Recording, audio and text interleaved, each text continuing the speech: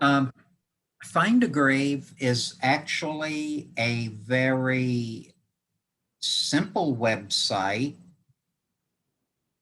but it has a lot of tools in it that make it extremely helpful. Uh, First of all, it is free to use.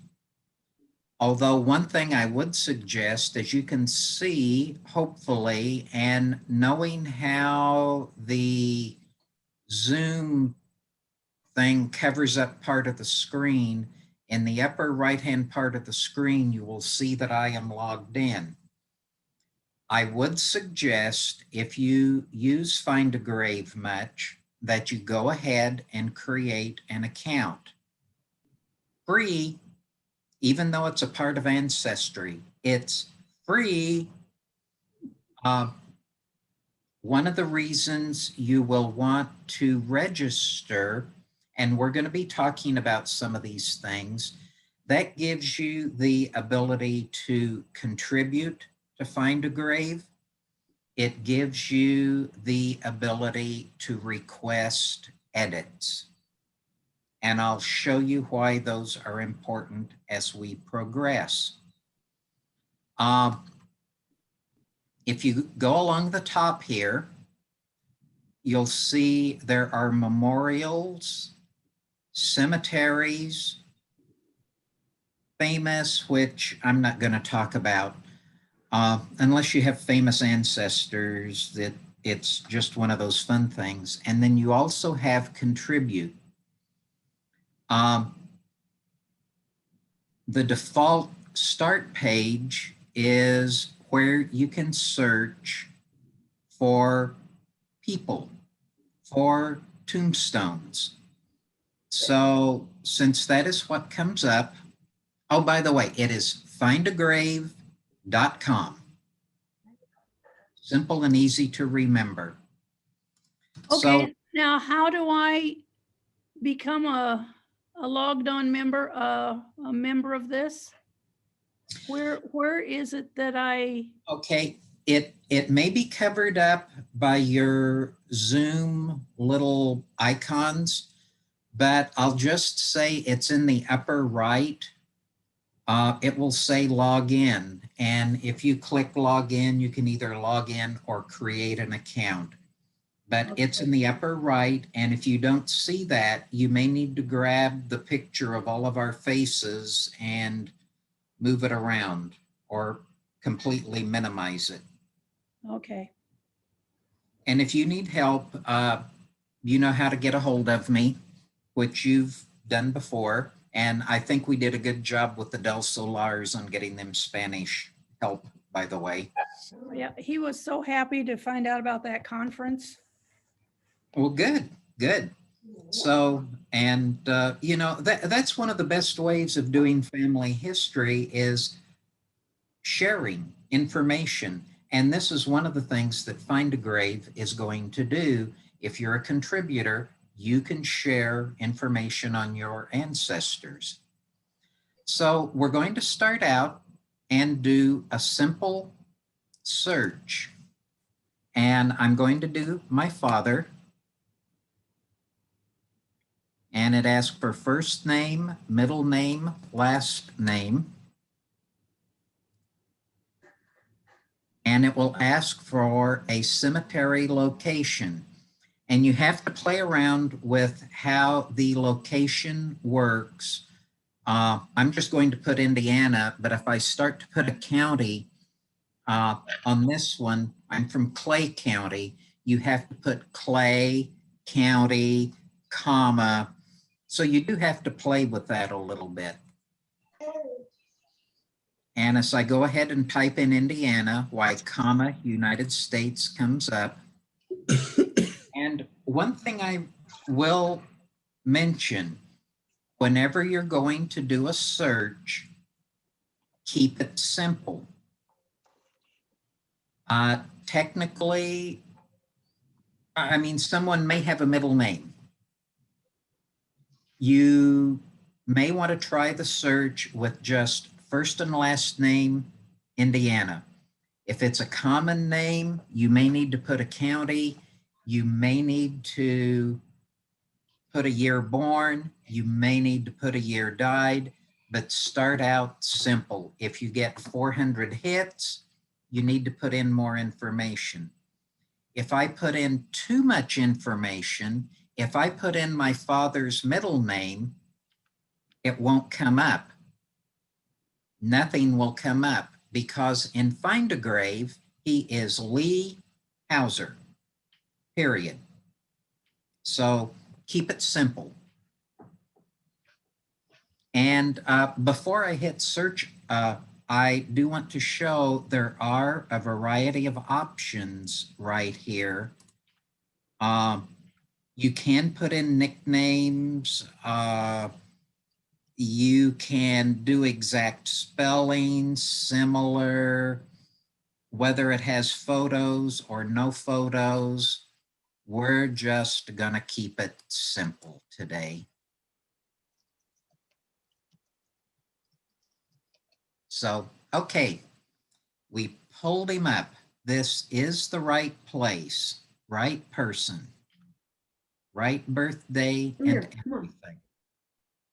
Do we have a question?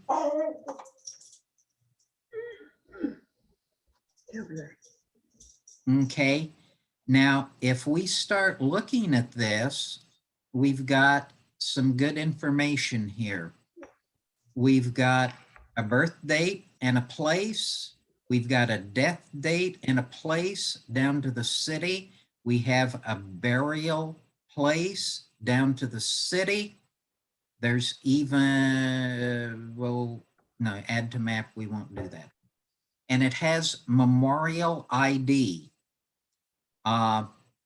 You do want to be conscious of these because whenever we do some linking, which we're going to talk about, it is all done by this magic number here.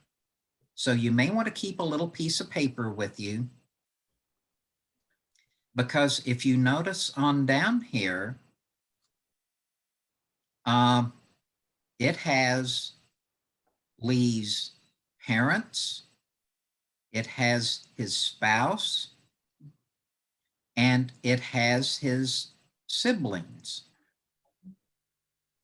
So if you just happen to hit on this and you're doing family history research, you've got a gold mine here. You've got parents, you've got spouse, spouse with maiden name, no less, and you have his siblings. So you have your family history. Thank you. Wifey just whispered here, not all of them. I forgot my father has half brothers and a sister. Thank you. I just realized I do not have them connected. I've got work to do tomorrow. And I don't know if Carla Bond is on, but she has a question. Are you on, Carla? Evidently not. Yes, I am. I'm here. Oh, you are, yes. My microphone. Oh, okay. And your question, please. Yes, I had a question. I have run across several times where the name that is on the gravestone might be different than, say, the name on the birth certificate. For example, and this is a minor difference, but I guess she's my great grandmother. The name on her headstone is Isabel Badger, but the birth certificate says Isabella. And, you know, and it kind of makes you wonder, well, which one is right? And in my mind, I'm thinking the gravestone, you know, people knew what her name was and they put the name there, but, you know, I've run across others that, like one, I've seen this person's name as Ida May, 2 different words, or one word, Idumea, Idumea, in different spots. And it's, which one do you go by? Well, because this is Find a Grave, and because this has pictures of headstones, we will be going by what the headstone says. However, you do have an opportunity, if you see the edit button here, which I wasn't going to go into, but you do have an opportunity. This is a good spot. You can put in the obituary, you can copy and paste it, or you can put a note that the birth name was, and then whatever it is, that there were some differences. So you can put it in there and it will show on their page. I actually thought you were going to ask a slightly different question. Well, I guess it is the same, about accuracy. Yeah. This whole website is done by people like me who can't tell my right hand from my left hand sometimes, and I have been known to do transpositions when I'm typing. Like I might type in 1921 for Pa's birth date rather than 1912. So you do have to, this is a tool. It's not the final record. You may want to try and find the death certificate. You may want to try and find a birth record to confirm all how the names are spelled and all the dates. Because it is user contributed anyway. It's just us people doing it. Also, death certificates can be wrong. Tombstones can be wrong. We have seen them. And since they're kind of chiseled, it's written in stone on the tombstone, they're kind of hard to change. And I have actually seen some changed tombstones. So, okay, let's go on a little bit because, Jim, yes. sorry to break in, but when you're looking at accuracies, and we'll get more into it later in the next meeting, hopefully. But when you're looking at accuracies, remembering that the given name is more likely to be right on the birth certificate because it just happened, and Yes. they can still make mistakes, but it's more likely to be right there on the birth certificate, Sister Bond, than it is on the headstone. Headstones are notorious for getting the nicknames throughout life. My dad was Alvin Ray Johnson. His tombstone is Swede Johnson. And Yep. got the nickname Swede because his dad was nicknamed Swede. So. Yep. Now, what I want to show you here is, whenever you get a page like this that has all these names, you can start clicking on people. In this case, I'm going to click on my grandfather, and it's, oh yeah, this is a good one because Sister Bond, you asked about how you could note some things. There is room by going to this edit button, and I created this memorial, so I can go in and edit it. But if you're a registered user, you can click on it and you can request an edit from the person who created this. And they're pretty good about getting that done. But, after you click on Grandpa, you look down here and oh my, here is his parents. And also most of his siblings. So you can click on these. No. Come on, click. And, you know, we go back another generation. What are we now? 4? And we can do John Sanford.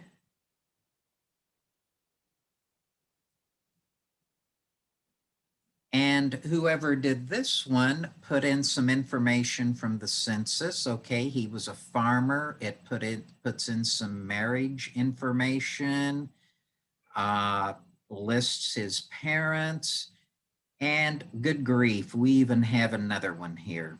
So we can just keep going back.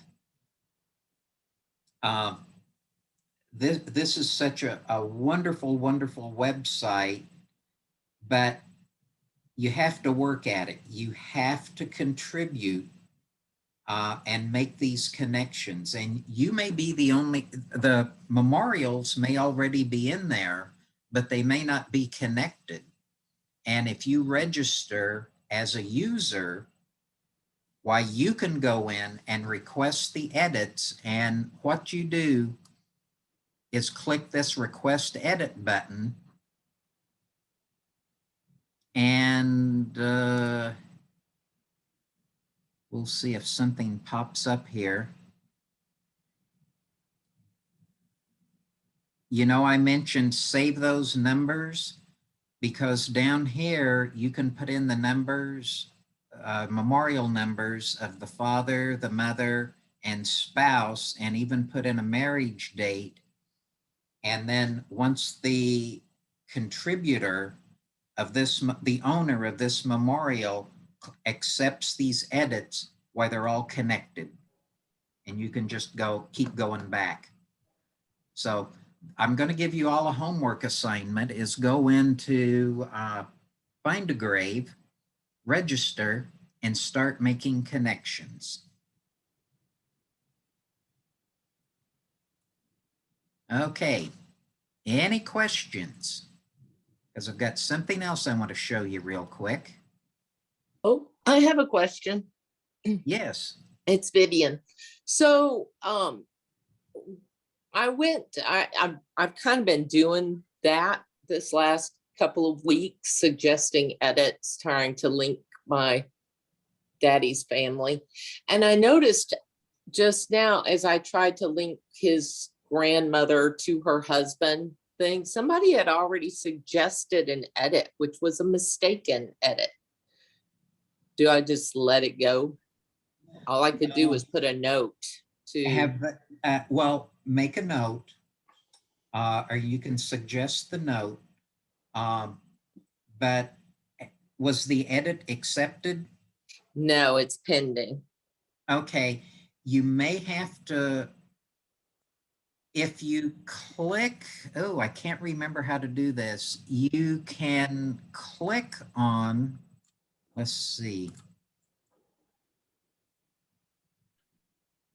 I think if you hit view source, it will tell you who created the memorial, and you can email them and say, hey, this suggested edit is wrong. Oh, I see. View source. Okay. Yeah, hit the Created source. by JHH. Could be a Hauser for all I know. Well, you never know, but I'm James Lee Hauser on this. Okay. Okay. So, and if you have trouble with that, give it a little bit, and you know how to get a hold of us. Why, we can talk you through on how to make it right. Okay, one other thing. Yes. When we get to the end, one thing I'd like to find out about is how do you go to a graveyard and take pictures and add, I've never added a memorial. I've only investigated and that kind of stuff. And I would love to take a trip to Florida and do that. Okay. What you want to do is take a photo of the tombstone and get as close as you can. Uh-huh. You notice this one has a couple of views. And, you know, because this is a multi-sided tombstone. Right. And Oh, you want to get rid of all the grass and the trees. You want just the tombstone. mhm. And then just go to contribute here Yeah. and it'll say, do you have photos to upload? Huh. And it's quite simple. And let me show. You have to be a registered user. Let me go back to something and show uh, something else, and then we'll take a look at contribute. Okay, Uh, cool. I want to look here at cemeteries, and on this one, I will just point out if you want to search graves in a cemetery, you can just go type in the name here and a location and you'll be able to pull up the cemetery um, and do that. And I may come back to this because I think find a grave, if I do billion graves too, if Marty Polito didn't get on. I'm on here. Oh, you are? Are you going to do billion graves? Yeah, I'm happy to. Okay, great. Well, let me show you contribute. And you just go here to add memorial. And there's also a button to upload photos, and it wants to know what cemetery you want to upload them to. And then you just fill in the blanks, the name, the dates. On women, it does give you an opportunity to put in maiden name, and that will become part of the memorial. So, okay, let me see. Search by cemetery. I mentioned we can do that. If you are working in Family Search and you're on your ancestor and you click search for records, many find a grave memorials are in their database and will come up, but not all. So if you really want to find something, you may have to go to findagrave.com and do the search from the homepage.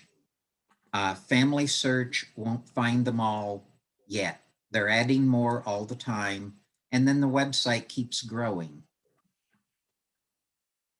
So, okay, Sister Pilgrim, how did I do? You did great. You did great. And, you know, I mean, the one caution that I have, and I think you touched on this, is it's as good as the people putting the information in. Yes. And so sometimes it's, I mean, usually they get the stuff from the tombstone correctly, but sometimes the links to family, you know, they're there or they're not, but it's a fabulous, fabulous thing. If you can hook into Find a Grave and you're trying to find people, a lot of times you can hit gold. Okay. Vivian, did I get your question answered very briefly on how to, I didn't go through the whole thing. Yeah, How to I'm good. I'm good with that information. Once I clicked on contribute, I was like, oh, okay. Yeah. I can figure it out using the point, click, and pray method. Yeah, I like that. I like that. Okay, any questions before I give it over to Billion Graves? Hey, Jim, would you go back to one of your other pages that had a cemetery on, you know, that had the person on it, please? Yes. See down there where it says see more Hauser memorials in the. Oh, yes. Oh, thank you. Thank you. Ooh. Yeah, right here, see more memorials in this particular cemetery, and you can do the cemetery, the town, the county, or the state. So if I click on see more Hauser memorials, I should bring up his wife. Oh, there's a few others. I know those people are related. I recognize some of the names, but yeah, so it's linked nicely. Fabulous, fabulous tool. Thank you, Sister Shirley. I Yeah. had forgotten that. And if you have any questions on how to use Find a Grave, I'm not looking at the Zoom icons. I've moved it to another screen. I don't, most of you, I think, know how to get a hold of me. So give us a call and we'll get you fixed up. We'll be glad to help.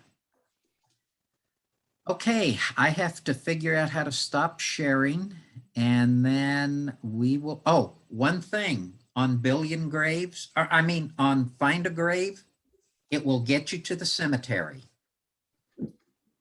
After that, you're on your own.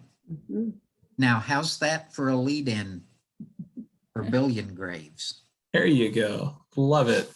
Okay, I'm going to go share my screen now too. Good to see everyone. I'm going to start by, oh, it says host disabled, participant screen sharing. Can someone allow me to screen share? Jim, would you make him the host? Oh, well, maybe. Go to participants and then his name. Okay, now try. There we go. Thank you. Okay. I'm going to start by saying this is not a, ooh, this service is better than that service. I think we've all learned in genealogy throughout our many years doing it is that many services are valuable, right? That's why we look at Ancestry, we look at Family Search, we look at other tools too to help guide us, right? MyHeritage. I consider Find a Grave and Billion Graves not as much competitors, but companion resources to use, particularly as you look at graves. No doubt Find a Grave has been around a longer time. It was started, I believe, in 1995, while Billion Graves is much newer. It was started in 2010. Billion Graves is built much more for the advent of the smartphone, the ability to much more quickly be able to take photos with the smartphone, be able to geotag it with GPS information. And so they have created a website it's dedicated to information related to photos taken that have GPS coordinate data on them. This doesn't mean that Find a Grave doesn't have photos. Doesn't mean that they don't have photos that have GPS data in them. They do sometimes, but Billion Graves is exclusively for that. It doesn't allow you to have photos that aren't tied to that when it comes to cemetery photos. So I've given a presentation on this in the past as relates to taking photos using the app. We were going to do a project over at Callaway Cemetery, which we completed in terms of photographing that cemetery. What I didn't talk about as much, which I'm going to today, is on Billion Graves and just using the user interface that's available on the website to go about some family history research. And what are some things that it provides? Do folks see my screen? I want to make sure that folks see it before I dive in. Yes. Excellent. So you can see this is their website. It's got a few different sections, volunteer, and this menu is meant to help people take photos or transcribe them. They've got some really great training videos in here. I'll call that out. They have research, which allows you to research a few different areas, which we'll call out. They have an upgraded Billion Graves Plus, which you have to pay for. I'll speak about what that provides. And then they have some help sections and just general ways of gathering information from a blog. I'm going to log in here first. Let's see, it's interesting. Okay, well, maybe I won't. There we go. Logged in. Just so that as we look at things, it makes a little bit more sense. It's going to show where I volunteered. All right, so we're going to start with the research section. And And I'm just going to show you, if you're looking for a particular ancestor in their grave, what the experience is like. You can see there's two different ways to search people in cemetery. You can start with the name of a person. So I'm going to put my great grandmother here. This is Minerva Teichert. She died in 1976. I'm not going to put in any other information. I do know, of course, where she died, but we're just going to show you searching in here. The first thing you'll notice is there's, of course, a list of names. Some of them have, pictures of graves, and other times there'll be ones that have like a generic, it looks like a stock photo of Social Security cards. Here they're trying to point you towards, I think, partnership sites to kind of gather information there. So if you just click there, you won't really see anything particularly useful here. They're trying to push you towards MyHeritage. So ignore those ones unless you're trying to look at more general data about a person and focus just on the grave itself. So this is my great grandmother's grave. You can see if you can click right on it, it's going to give you a nice zoom in of it. Herman was big into horses. Minerva painted them throughout her whole life and wrote on them too. So no surprise there.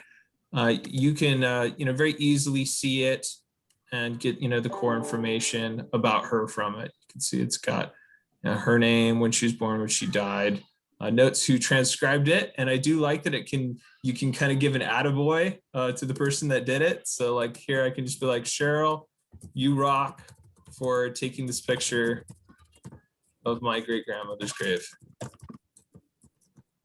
Thank you. So you can just send that thanks to that person, which I always think is nice. You can edit it if you see something wrong with it very easily. You can just hit that little pencil icon. You can go and edit it or transcribe it. You can add to additional things to it if you'd like, family or images, memory, information. What does the transcribe one mean?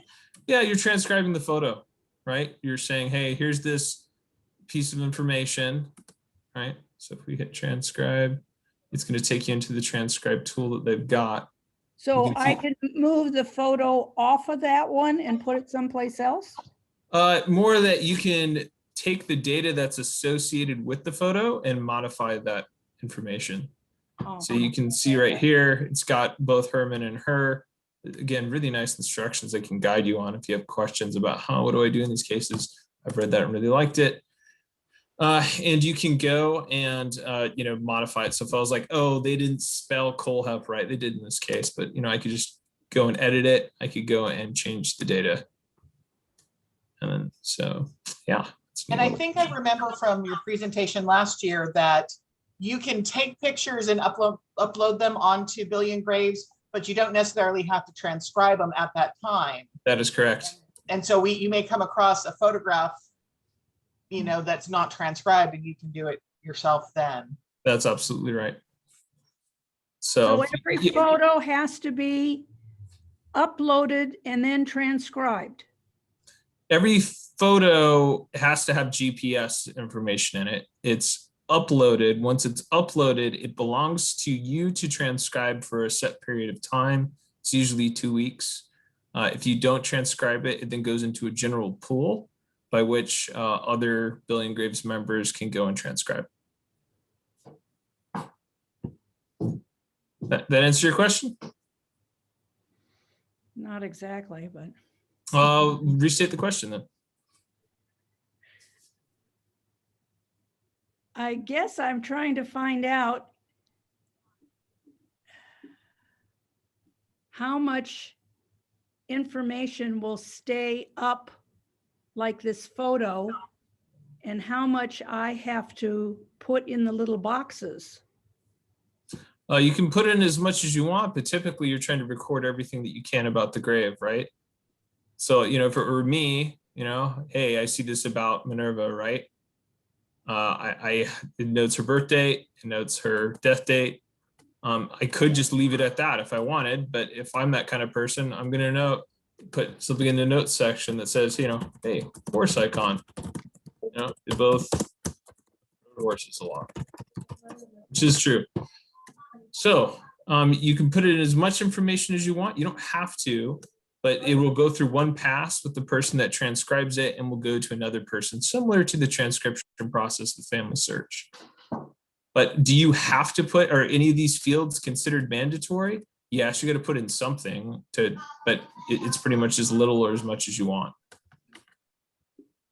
Brother Polito, may I ask a question? Yep.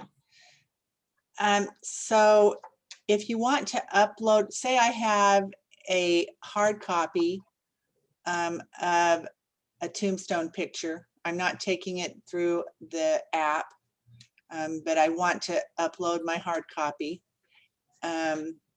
Or maybe a copy that's saved on my computer, I should say. How do I get the GPS coordinate to add to it? You wouldn't in that case. So the photo is not naturally going to have that data. So you would either have to, like know it, which I highly doubt that. You just Right. know that the GPS coordinates off the top of your head. So you'd have to retake the photo using the Billion Graves app to get in the GPS to geotag it. Okay. If you wanted, you could just, add some general image here and drop that in, and then, hey, that photo could be there, but it wouldn't serve the main purpose of what Billion Graves is for. Okay. Thank you.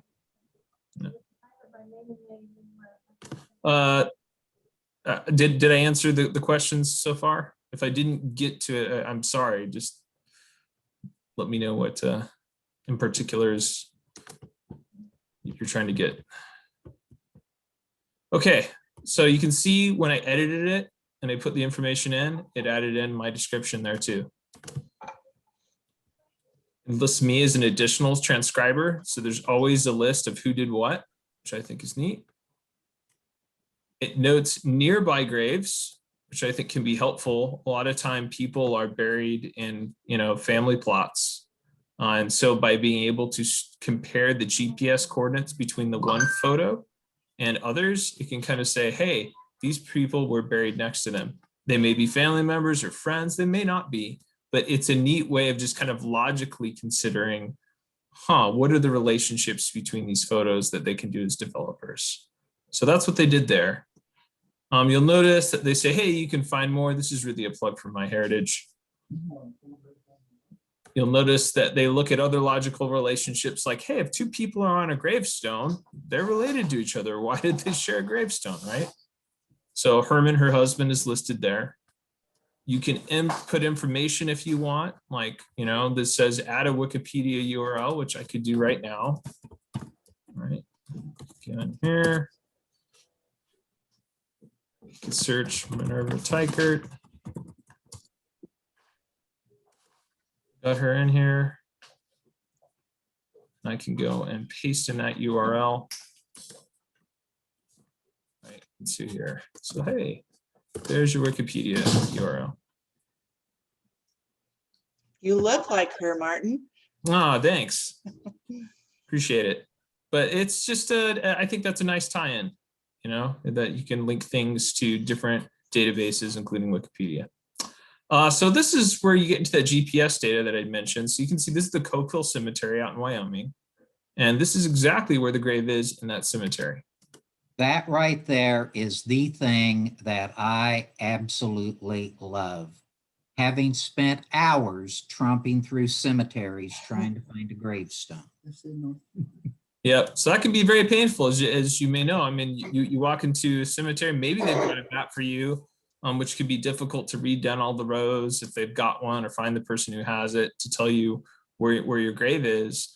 Here you can very easily see it. Now you might think, oh, well, what, I have to look at a map and infer where the entrance is and get to it? No, that's what the app's for. So in the app, you can try to immediately look up the person, and then you can say, take me to the grave, and it'll give you walking coordinates to get exactly to that grave.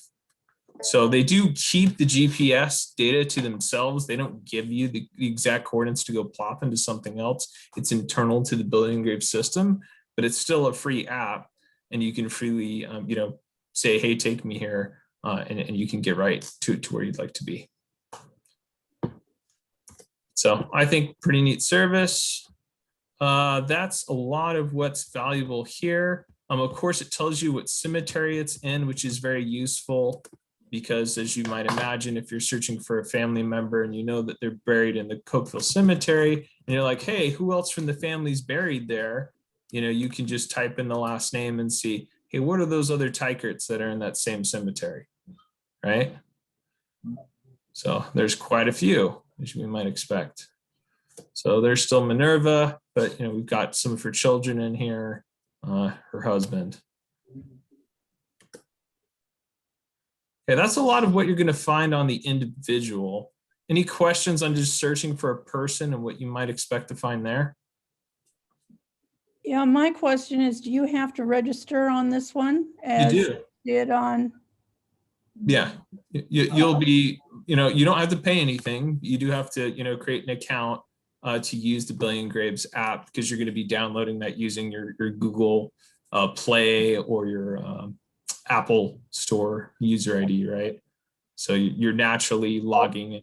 So that I way. have to download an app rather than going on the website and register. You could go on the website, but I don't see you taking your laptop to a cemetery and walking around with it, right? I see you taking your phone and then trying to get to it there that way. Yeah, well, I can't read my phone. Kind of sounds like geocaching in a way, Which is fun. I do which is enjoy that. very fun. Right. So, but you don't have to hunt for it as well. Of course, there's accessibility options on a phone by which you can make text bigger, which is what I would definitely do if I had trouble seeing some of that. So anyway, it's meant to help guide people to the graves of their ancestors. Martin, Yep. if you scroll down just a little bit, it's got the timeline of Minerva. Does that come from, you said this was Oh yeah, sorry. Let me, my viewing of people's faces was over that area. So this is something they just kind of put together. This isn't actually, events in her life beyond the birth and the death. This is just kind of a flavor thing they give you to kind of imagine, here's contemporaneous events throughout her life, right? You can see each of these are world events, but it's still fun. I think it's helpful to think of, oh yeah, she was 41 in the Depression. What would that have meant for her as a person, right? So I like it, but it's not really things about her per se. It's contextualization. But I think, Marty, in a sense, it's Ada here. It kind of gives you a sense of what their life is like, thinking, oh yeah, my ancestor lived through the Civil War or World War I, what life was like for them. To me, that's it. To me, it means a lot. It's just like when people forget the time of the Savior, Rome was in charge of that part of the world and what it must have been like for them to live under the harsh rule of the Roman Empire. So it helps you relate world history to what their life was like. It may not have affected them a lot, but it still may have had some impact on them. Agreed. Yeah. I would like to put a plug in for Marty. His family, and some of the youth from church have started out, well, I think he started out with the closest cemetery to his house, and there are several smaller cemeteries around us here. And he's been going out, either family or with some of the youth, and billion graving these cemeteries so that all of these tombstones get a geotag on them. And I would like to say thank you, even though none of my ancestors are buried here. Thanks. And it's been a lot of fun to do, and I especially enjoyed Mosier Valley. Yeah, it's a fun activity. It was some pandemic sanity for me to get out, be in the sun with my kids, and do service for people, even though I couldn't see people as much as I would have liked. And as a tag on plug to that, if you go to your Just Serve app, at least in my area out in East Texas, a lot of Just Serve items that come up are cemeteries in the area that need billion graves tagging done. And you can find a cemetery that they need people to go out to, and you can just start, taking a few pictures and then get hooked. That's right. I think it's pretty addictive and fun. It's pretty easy to do. I said, I agree. It's pretty easy to do, and it gets addictive. Yeah, at some point I would love to get, you had a lot of tips of things to like bring with you and, ways to like clean up the stones before taking them. I'd love to get that in email form, just so I can Okay. have it. I actually really recommend in here too. There's these awesome training videos in here. Oh, perfect. Not just how to take the photos well, tips as to what to do with them. And they're totally right. You can get your feet in the photos. You got to watch your shadows. You got to make sure it's readable, that the grass is moved from it. You can actually buy cleaning supplies on here too. Since you got to use the right stuff, and I wouldn't do that on someone else's grave except my own. You can set up Eagle Scout projects through here. They got lots of good tips for anyone who wants to know. I wanted to show a few other features here that I think are interesting. They have a fairly reasonable integration into Family Search. So as you transcribe people and add them, it will try to link them together. And you can also try to actively link some of your family members to it. So you can see there's a key here, right? This is a nice fan chart. It notes people that might be matches with all these question marks, which is most people. And then green is completed and makes, really sure it's there. As I tried this, and I'll show you, you can see that they prioritize certain kinds of information more than others, which makes it a little bit annoying for some of the matching. They're much better with the males than they are with the females because they tend to use the maiden name for searching for the grave, when a lot of the time, they'll have the spouse's name. I know that's changing now, but back then it was definitely much more the case. So I'll just give you an example here. If I can select, this is my father's mother. They're loading matches between Family Search and Billion Graves, and they're getting these great little pictures to say, hey, that's definitely here on the left, my grandmother. But they've got get-ins all over the place and dead-ends, but she's a Polito, and they're not getting that, right? So what you can do for these ones is they can sometimes try to find other sources, but if you scroll down, you can try to search for more matches, and then you can kind of take it into your own hands. Just put Polito in there instead, and then all of a sudden, hey, you get matches. It's the strangest thing. There she is, first hit. So this is Doris Feta Polito. That's in there, so now I can accept that match, and then I can say yes, and now they're going to be tied together.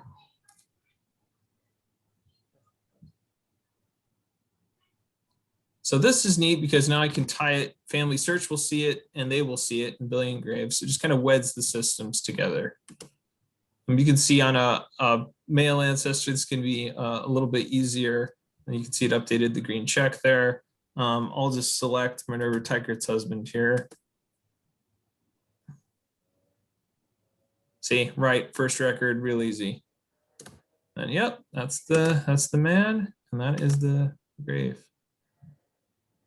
So anyway, I think it's a nice fan chart. I think they did a pretty good job of laying it out. It's just unfortunate that they really prioritize the date information, like when they were born and when they died, and then they always use the last name. So I wish they had the sophistication to think through, if they were married and stayed married, that likely you should be using the spouse's name. So anyway, you could take the time and kind of build out your tree and link people through, which will then also help with the family iterating that you saw from Find a Grave. Since that system's been around a much longer time, you're going to get a lot more in that, which Jim had showed you. So you could get that in Billion Graves. It's going to take time for this community to build itself up to the extent that Find a Grave did. Any questions on this aspect of it? Yes, I have a question, Marty. Yeah. In the last 2 minutes, I've had a thing pop up on my email here that says Billion Graves is celebrating Independence Day with a huge discount, $21 a year. What additional stuff do we get if we go into that? Do you have any idea? And maybe Yeah, sure. also I'll click on eliminate this. the commercials off the screen too, probably. You got it. So this is that upgrade tab. I kind of covered research, almost all that. You can request if you want a photo. We already went through cemetery search. So you can see here, it lists a few different things that it will do for you.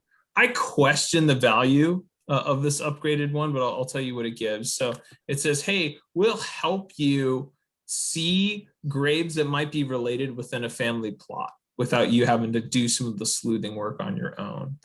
We'll also tell you about nearby graves. And I thought, well, you're kind of doing that for me already, and I can already search the cemetery itself with some of those names. So I'm like, I was like, I guess that's useful. I saw a little video. They will show you as you click on an ancestor's grave, ones that they think may be of value. And when you click on each of those, it'll show you a relationship of where that grave is in comparison to that one. Maybe that's of some use to folks. I just kind of questioned it.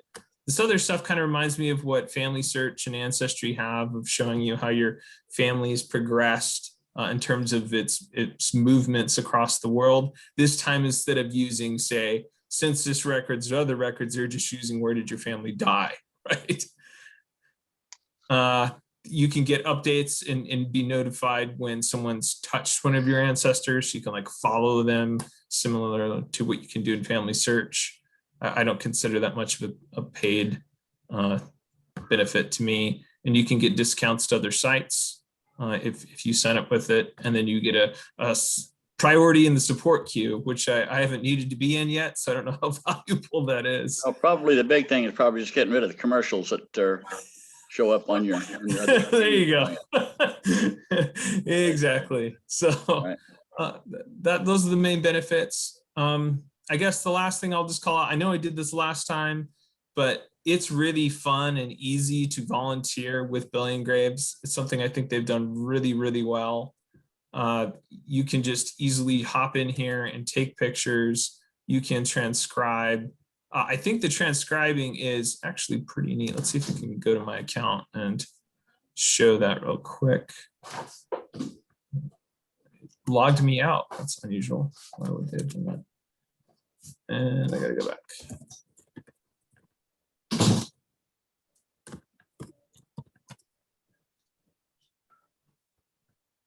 I bet I clicked log out when I clicked on my name. That's right.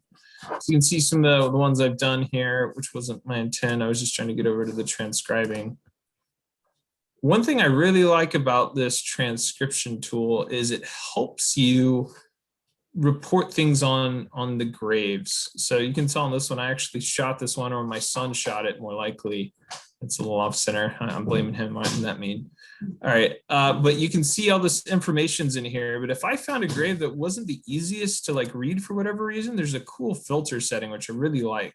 It can increase the contrast, decrease the contrast in the photo. It can adjust the brightness of it.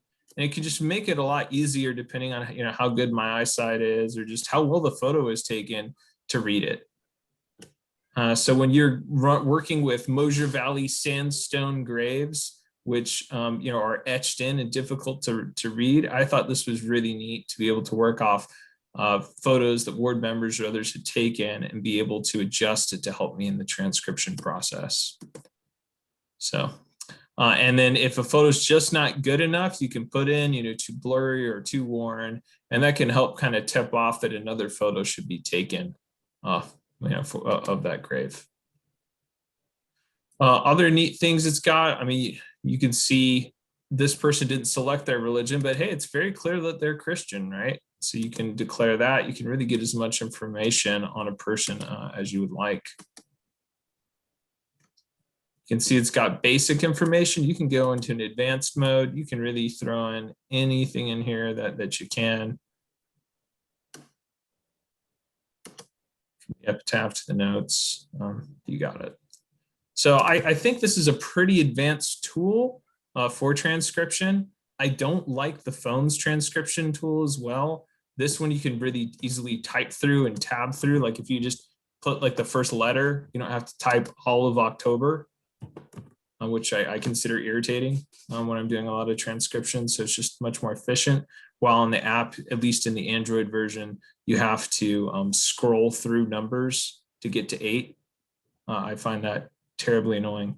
So this web interface version, I think, is really fast, really good, and I like it.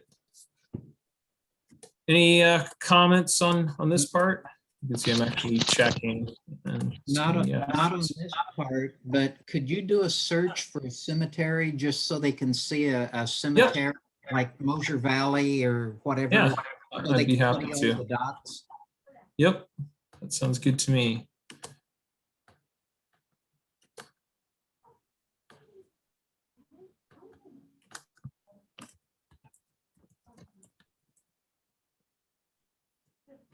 So you can see I typed it in, it kind of suggested it. I click on it. It's going to note the different headstones that are there. And then you can see that there's a certain number of images and a certain number of records. This, you might think, well, how's that possible? How can there be only so many records, so many images? Well, some graves have multiple sides, which you can chain and link together. I really like that. Other ones aren't the best in terms of take-in, right? So sometimes you can have more images than the records really permit. So I just want to call that out. You can search within the cemetery, which is what I did in the Cokeville Cemetery with my ancestor, right? You can make a photo request for someone if you know they're in that cemetery, but they're not showing up in the records. You can just say like, hey, can you take a picture of Isn't whomever? there a map? I thought I Yeah. found a map. Yes, there is as well. So I think you'll see that more within the volunteer section, but I think this is loading up. Oh, So you yeah. can see right that. here. Yeah. This is all the different graves that are in there. We can zoom in. Lots of ones taken here. I'm very familiar with the cemetery, so you can see any of these dots you can click on, and all the green ones means they haven't been transcribed yet, right? So it's saying, hey, please go do that. On these other ones, they are transcribed. So you can see Jillian Jones is right there, or Molly T. Coffee, anyone you'd like, and it helps you again plot it out as to where they are in the cemetery. The nice thing that they're trying to show you here is often you can also draw, and one of us probably should do this here from Mosher Valley, the true kind of geography of the cemetery, saying, hey, these roads are part of it. Like we all know from working there that there's really not any graves beyond the side of the road. Without doing at least a professional survey, there might be a couple, but on the whole, they're not. So you can kind of guide people as to where the photos have already been taken. Hey, you want to listen to Zoom So- on Billion Graves for family history? Was there a question? Okay. No I problem. think just I'll feed our dog. Oh, the you are here little blue thing just to the there. What is that? that's not you are here. This is just more kind of a central point for the cemetery itself. Okay. So you can tell it's roughly in the center of this red square. So, all right. I like it. Another thing that this can help you do is when you're in the cemetery and you're taking some photos, you can kind of like look at the map and see which ones have already been done. So you're not duplicating yourself. You're not going to be perfect on it. That's okay. If you take a few duplicates, people can easily merge records or delete records. It's not a big deal. Don't overthink it. Didn't we get all the photos done in one day? We did.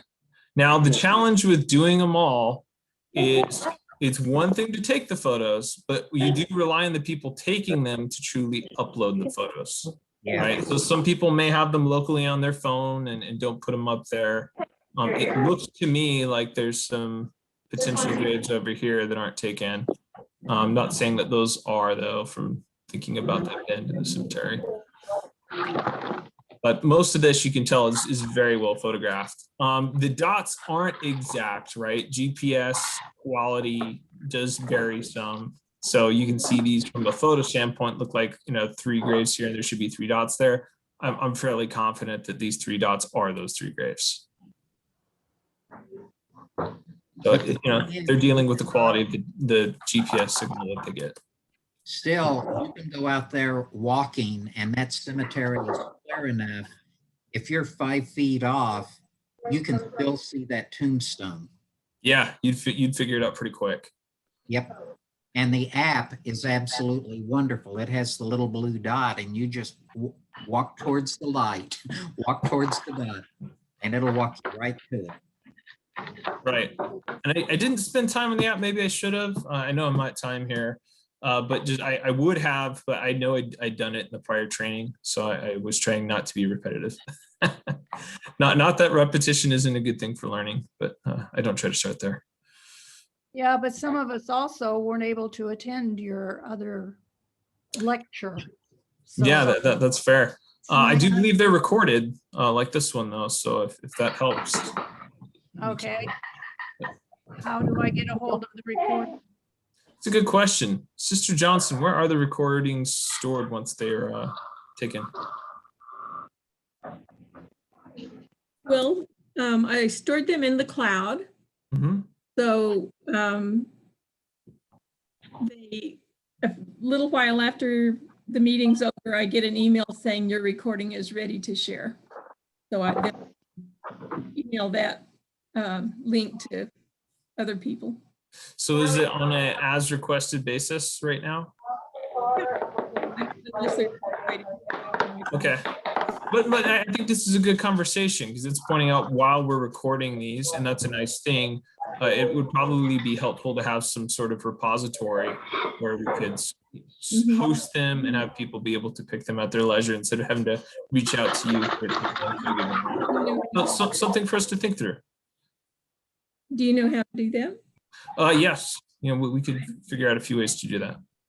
Okay. We'll just discuss the best way to go about it since Okay. there's not one answer. All right. Maybe when we decide that, we can have another discussion on that on our family history group. I get to 'em. Yeah, but I mean, it raises a good point just as to the nature of our community, and not all of us are able to attend each one. How do we put them up there? And then once we've covered a topic, do we cover it again, or do we just point people to a link? There's benefits to both. People don't always ask the same questions. New resources come up on a given topic. So there is benefit to going back to it, but there's still benefit to having recordings. Apparently there's a thunderstorm en route to home. Yeah. All right, I think I've abused my time, so. Are your windshield wipers functional? They are. Well, I'll probably need a new one. I couldn't resist responding to that one. All right, I'm gonna stop. Okay. Because it's the perfect What's response that? to you've abused your time. Are your windshield wipers functional? No, very functional, extremely. All right, there it is. Any final questions from anyone on billion graves? So let me just confirm. I start off putting the app on my phone. And You then, can register from the website, you pick. okay, If you download the app and then you try to upload stuff, it will eventually make you register for an account as well. So through Okay, the user so interface. I'll have everything on my app, but I can go in to my desktop and actually manipulate it there. I don't have to do it on my phone. Thank goodness. Yeah. Like I like it for taking photos, like, you know, it's great for camera shots, but just being like that on transcription, no thank you. Right. I just had to ask just to be sure. If you like that, you can do that. They have that option, but I would not recommend it.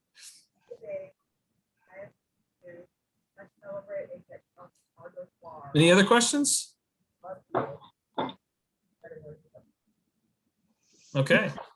Well, thank you. There's probably more about this tool to learn. This is just me from my short experience with it. If I learn more advanced things to call, I will do it in the future. And if you learn them, share them with me. Thank you. Thank you. Thank you, Marty. Thank you, Jim. Thank you. We appreciate your efforts tonight, and thank you for all of you for attending. And we, by virtue of your listening in, you can get a copy of the recording. So,